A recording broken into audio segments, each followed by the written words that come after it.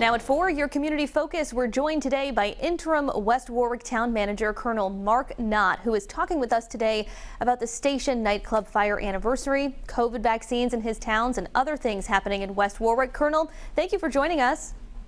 Welcome. Thanks for having me. I want to start by talking about tomorrow. It's the anniversary of the Station Nightclub Fire. You were actually on duty that night. So how do you reflect on that night and remember the people and the families who were impacted 18 years later? Exactly. It's amazing that was 18 years ago. As you mentioned, I was a patrol officer that night, and that was my beat. And I was in that area.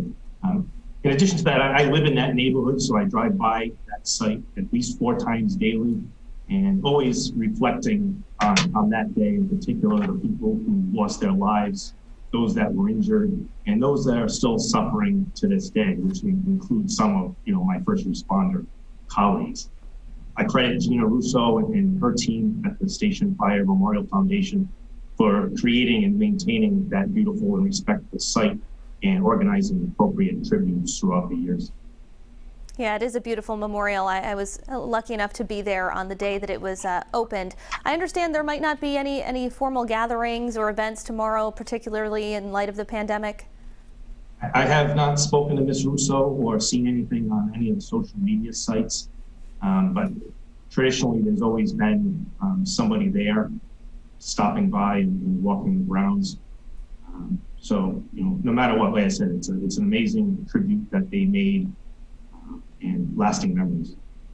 I want to talk to you about the COVID-19 vaccine rollout. We're just talking about the fact that there might be sort of an expansion of the role that cities and towns play in getting the vaccine out to their residents. So tell me, how are things going in rolling out the vaccine that was already available? And do you think that there's room for cities and towns to take on a larger role? Here in West Warwick, we have been taking on a role. Our fire chief and EMA director, Jeff Brown, and his crew has done an amazing job working with our senior center and director, Manny Murray, and his staff to take care of the 75 and over population directly in our town. There's been on and off talk with the state on how to best push out the vaccines and get the shots in the arms, as the Lieutenant Governor has said. And we're willing to partner and assist in any way we can. But like anywhere else, and we have staffing and financial limitations that we need to work within, but we want to do our part. So whether that's helping at a regional pod or doing something locally, we want to be there to do it. Yeah, what are you hearing from your residents? Do you think they would be comfortable maybe driving a ways to go and get their shot, or do you think for the most part people want to be vaccinated right within the town? I think for the most part, people are willing to travel. I mean, we can get out of the Rhode Island mentality that's far, but for our more senior population that are less mobile, I think doing it the way we have been in town has worked out well. The 75 and over population, I was up there for a little while yesterday and seemed very well organized and well received. If we need to continue doing it for the next group of people, then we will work within those logistics and get it done. I want to ask you about something that EcoRI has been doing some reporting on, a medical waste facility that's proposed for the West Warwick East Greenwich border. Can you tell us a little bit about what this facility is and what the proposal entails? I can't really give specifics. It's way outside of my lane and area of expertise. But in order to do that, I think you just need to jump back just a little bit.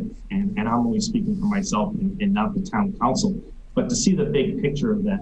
West Warwick in 1913, when we separated from Warwick because we were a booming mill town, and then prior to the 70s when West Warwick was the epicenter of shopping and entertainment, and then the mills and Route 2 took over. Obviously now the tax burden is with our residential taxpayers, and we really need to focus and find a niche and be welcoming to businesses that are, something new and innovative. And I think part of that is what happened with the Med Recycler application back in the spring of 2019. That came before our planning board in a conceptual way in the master plan review and received preliminary approval to move forward. It's now in the hands of the regulatory and permitting folks at the Rhode Island Department of Environmental Management.